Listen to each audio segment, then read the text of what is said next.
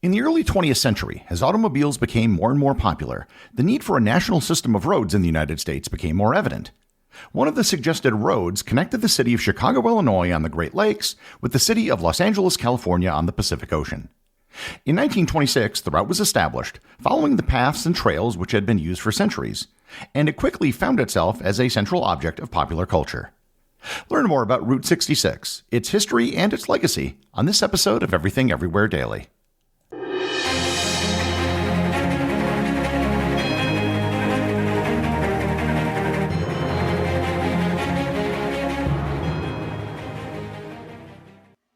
Are you a true crime lover looking to shake things up?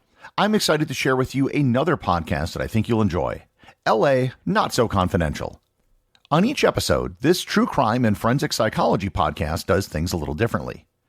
Instead of only investigating individual cases, Drs. Scott and Shiloh use their years of expertise as forensic psychologists to examine the psychological issues that connect with a crime. The show is intelligent, curious, and a little snarky. I recommend you check out their episodes on pyromania, Stockholm Syndrome, and erotomania, the delusional belief that one is loved by another person. If you love true crime and want a deeper look into the history and psychology behind famous crimes, check out LA Not So Confidential. You can find LA Not So Confidential on Apple, Spotify, or wherever you listen to this show. Hey, it's Chris Klimek here. If you like this show, you might enjoy There's More to That. It's a new podcast from Smithsonian Magazine and PRX where I'll be talking to journalists around the globe, taking inspiration from the Smithsonian Institution's museums and research centers and using insightful reporting to explore the mysteries of the wider world. Plus, every episode comes with at least one conveniently packaged fact for you to share at your next dinner party. So check us out. Subscribe to There's More to That from Smithsonian Magazine and PRX, and find out how much more there is to almost everything.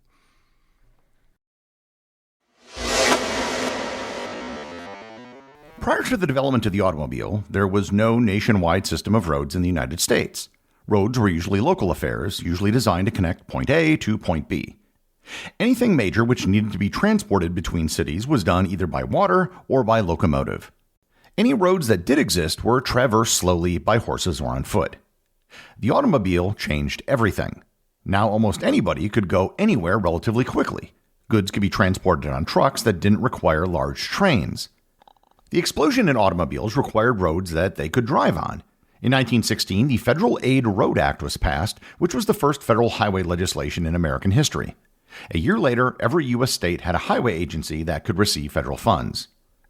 Wisconsin became the very first state to number their highways in 1918, and Missouri soon followed. The first vestiges of a national highway plan were in the 1916 bill, but little was done until after another bill with more funding was passed in 1925. After the 1925 bill passed Congress, the Joint Board of Interstate Highways was established to create a national highway system complete with a highway numbering plan. The Joint Board of Interstate Highways made several important decisions that we still live with today.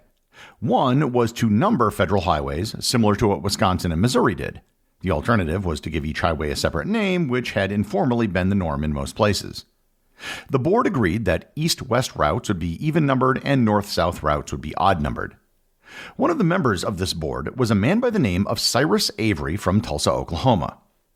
Avery was an advocate for good roads in general, and on the board he was a strong proponent for a route that connected Chicago with Los Angeles, which he believed would be one of the most important routes in the country. After much debate, it was decided by most of the states impacted by the road that the Chicago to Los Angeles route would be called Route 60. However, the delegation from Kentucky was adamantly against giving it the number 60. In fact, they were really against giving this road the 60 designation because Kentucky would be the only state without a highway ending in 0, and they even threatened to walk out and not take part in the federal highway system. Kentucky eventually compromised by agreeing to the LA-Chicago route being named Route 62, in exchange for the road which connected to it from Kentucky being numbered 60. Avery didn't like 62 and chose 66, which everyone could agree on. In 1926, Congress approved the plan by the Joint Board of Interstate Highways, and Route 66 was born, along with every other federal highway in the country. The route as established was 2,448 miles, or 3,940 kilometers long. The easternmost terminus of the road was initially Cicero, Illinois, just outside of Chicago, but a year later it was moved to Grant Park in Chicago, which is on the shore of Lake Michigan. If you've ever seen the TV show Married with Children, the fountain in the opening segment of the show is Grant Park. Today, the historic start of Route 66 sign is on the corner of Adams and Michigan Avenue. The westernmost terminus of the road was located at the intersection of Olympic and Lincoln Boulevards in Santa Monica, California. In between these points, the route went through the states of Illinois, Missouri, Kansas, Oklahoma, Texas, New Mexico, Arizona, and California. The major cities along this route, outside of the terminal points, included St. Louis and Springfield, Missouri, Tulsa and Oklahoma City, Oklahoma, Amarillo, Texas, Santa Fe and Albuquerque, New Mexico, as well as Flagstaff, Arizona. The road was mostly unpaved when it was first created. In fact, the road wasn't fully paved until 1937. The location of each segment of Route 66 was based on previously existing trails and roads, some of which had existed for centuries. The section of the road from Rolla to Springfield, Missouri is actually part of the Trail of Tears that the Cherokee Nation walked during their forced relocation in 1838. Several other sections of road corresponded to natural gaps and routes that Native people had been using for thousands of years. Soon after the route was established, Cyrus Avery was instrumental in the creation of the U.S. Highway 66 Association. He was elected vice president, and John T. Woodruff of Springfield, Missouri, was elected the president. The association was a collection of business owners along the highway. They soon began promoting the route as a destination in its own right in national magazines, billboards, and in brochures. The association dubbed Route 66 as the Main Street of America and pushed for the paving of the entire road. Route 66 was never a static route. Throughout the 1930s and for decades later, the road would occasionally make changes around cities and across different bridges as cities expanded and roads changed. Route 66 took on a new significance during the Great Depression and the Dust Bowl. Farmers who had lost their farms in states like Arkansas, Kansas, Oklahoma, and Texas traveled on Route 66 to find agricultural jobs in California. The migrants from Oklahoma who moved to California along this route became known as Okies. The increase in traffic along the road during this period helped many of the small businesses along the way, including diners, gas stations, and motels. The story of Oklahoma migrants during the Great Depression was captured by John Steinbeck in his novel The Grapes of Wrath. In it, he dubbed Route 66 the Mother Road. As Steinbeck wrote, 66 is the path of a people in flight, refugees from dust and shrinking land, from the thunder of tractors and shrinking ownership, from the desert's slow northward invasion, from the twisting winds that howl up from out of Texas, from the floods that bring no richness to the land and steal what little richness is there. From all these, the people are in flight, and they come into 66 from tributary side roads, from the wagon tracks and the rutted country roads. 66 is the mother road, the road of flight. End quote. Route 66 was not inviting to everyone. Despite most of the road not traveling through states considered to be in the South, most of the towns along the road had restrictions on black tourists. In Albuquerque, New Mexico, for example, they had over 100 motels, but less than 6% of them allowed black customers. The same was found in many communities from Illinois to California.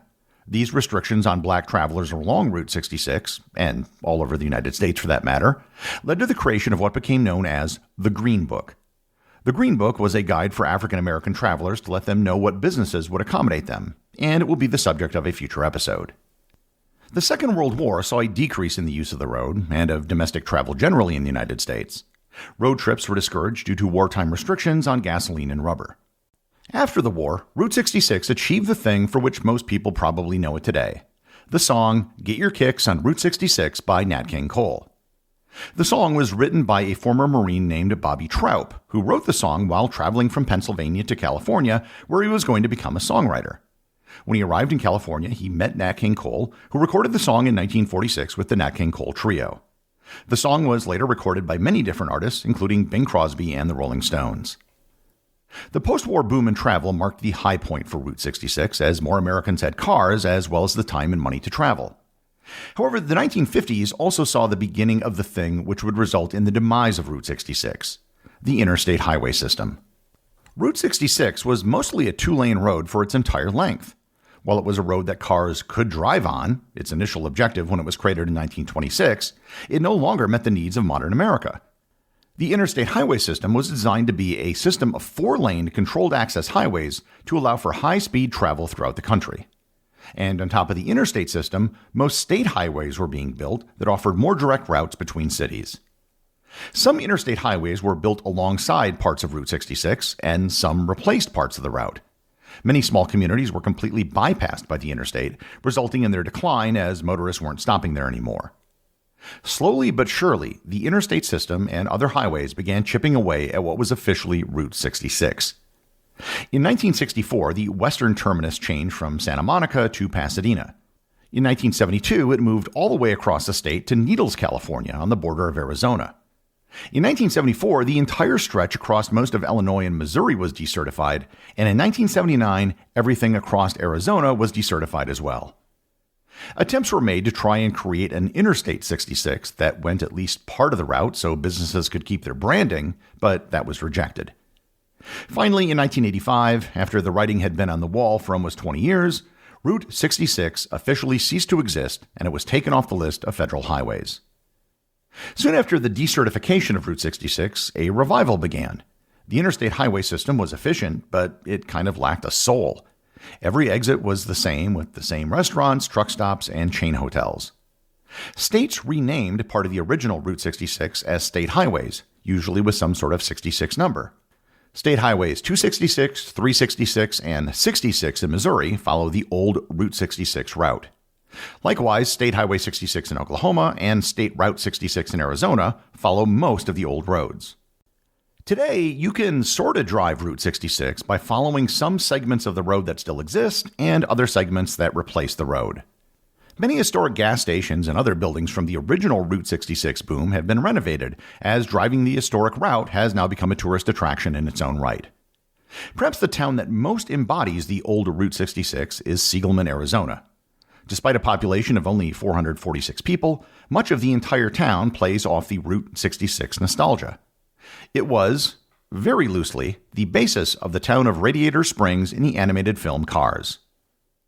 There have been other notable highways in America, such as Highway 61, which went from the Ontario-Minnesota border all the way down to New Orleans, and Highway 41, which went from northern Michigan to Miami. But none of them managed to capture the popular imagination like Route 66 did. If you were to ask many people around the world to name an American highway, most would probably say Route 66, even though the road no longer officially exists. The executive producer of Everything Everywhere Daily is Charles Daniel. The associate producers are Thor Thompson and Peter Bennett. I just want to thank everyone, including the show's producers, who support the show over on Patreon. If you'd like to support the show, just head over to patreon.com, which is currently the only place where you can get show merchandise. Also, if you want to talk to other listeners about the show, head over to our Facebook group or Discord server, both of which have links in the show notes.